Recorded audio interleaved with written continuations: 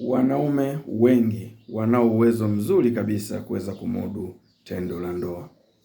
Wapo wachache sana waliozaliwa na mapungufu katika maumbile ya korodani pamoja na uzalishaji wa homoni. Hawa ndio wanahitaji dawa. Lakini wanaume wengi wanahitaji watibiwe magonjwa mbalimbali ili kuweza kumudu vizuri tendo la ndoa. Yaani kuwa na uwezo wa nguvu za kiume kama ilivyozoeleka. Kwanza kabisa ni magonjwa ya sukari na pressure. Lakini pili, magonjwa ya mfumo wa mmeng'enyo wa chakula, yani hemorrhoid au bawasiri pamoja na vidonda vya tumbo. Magonjwa haya hupelekea mtu kushindwa kumudu tendo la ndoa.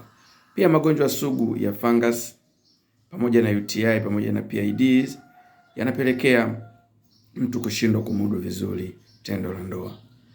Magonjwa pia yanayosababisha maumivu ya kiuno na mgongo pia yanapelekea mtu kushindwa kumudu vizuri kushiriki tendo la ndoa. Na magonjwa ya ngiri, yani hernia pamoja na tezi dume pia hupelekea mtu kushindwa kumudu tendo la ndoa. Na zaidi magonjwa ya kisaikolojia. Mtu mwenye msongo wa mawazo yani stress na mtu mwenye wasiwasi yani anxiety pia hawezi kushiriki vizuri au kumudu tendo hilo la ndoa.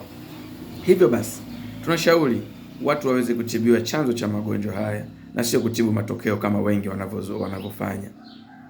Magonjwa haya yote yanatibika vizuri zaidi kwa virutubisho tiba hivi asili na ushauri. Hivyo basi, wasiliana nasi kwa ajili ya tiba lishe pamoja na ushauri. Asante.